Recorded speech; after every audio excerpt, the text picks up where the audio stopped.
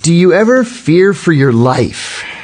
Not now, but over the course of my career, I did several times. And I'll give you one example. There were 2 active assassination attempts against me. In one, I just got lucky. And unfortunately, my next-door neighbor was killed instead. He was the British defense attaché in Athens, Brigadier General Stephen Saunders. I think about it every single day. In another, an enemy country sent one of its officers and a double agent to kill me, but we had advance warning that it was going to happen, and we were able to neutralize the threat, as they say in the movies. But there was another experience that I had that troubled me deeply. I was serving in Pakistan at the time, and I was staying in a small guest house because it was safer than a big hotel. Sure enough, the big hotel was blown up and 45 people were killed while I was living there.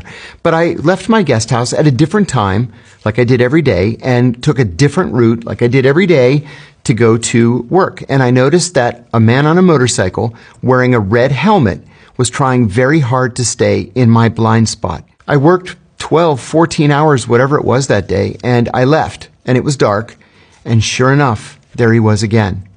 There's a definition of surveillance. It's multiple sightings at time and distance. So I've seen him multiple times at different times of the day and at different places.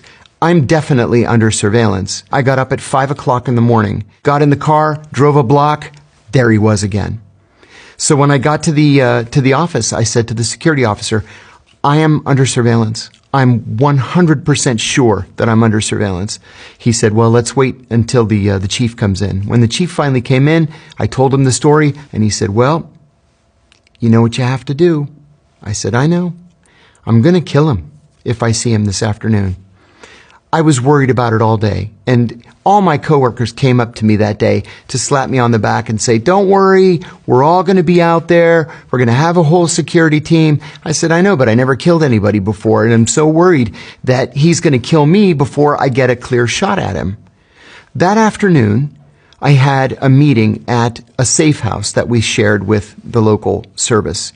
And on my way out at the end of the meeting, and I don't know why I did this, but I turned around and I said, General, are you following me? And he said, no, why? And I said, because I'm under surveillance, and if I see this guy again, I'm going to kill him. And I never saw him again. I learned later that several of their officers were sitting around and saying, you know, that new American guy, he's such a nice guy. Nobody's that nice. I wonder if he's being nice just to try to make us